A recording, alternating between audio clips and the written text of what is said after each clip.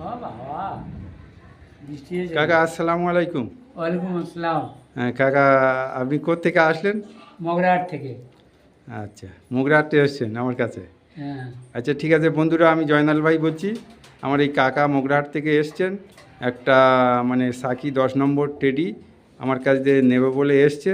তো কাকার একটা পছন্দ হয়েছে, নেবে। সেই পায়রার কোয়ালিটিটা দেখুন। আর এই ছোট্ট একটা ভিডিও করলাম,